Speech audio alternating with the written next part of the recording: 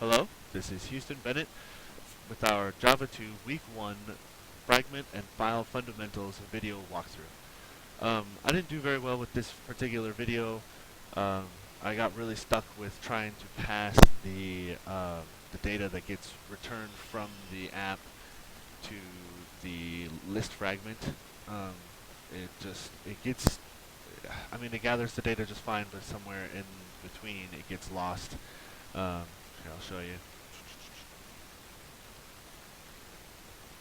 So see, it pops out there, it grabs it. We can see here that it does actually return Batman data. And if we try something else, we get different data. I'm just trying to prove that it does actually go out and get the data through the proper channels through the API. You can see these game info objects being displayed out. That's what gets passed out there. So, and you can see here, this is where it gets the display list fragment. It's supposed to be displaying this game info here, but it's showing an empty array. So I don't know exactly what's going on there. As far as I can tell, it's the same object being passed around, no matter what, all throughout. So I don't know exactly what's going on there. That's kind of in between because it doesn't actually display the data. But it does actually go out and get it from using the two fragments. There's a search fragment that has the edit text box here and the search button.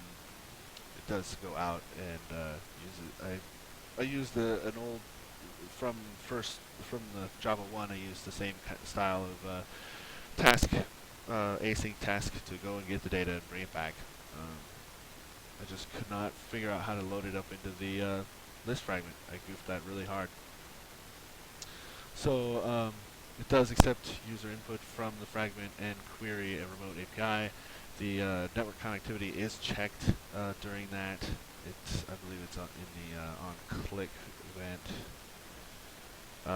Yeah, see, it does check, but it still crashes. It'll pop this and it crashes anyway. So I'm not properly handling those errors.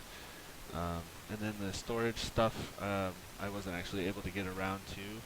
I kind of planned for it.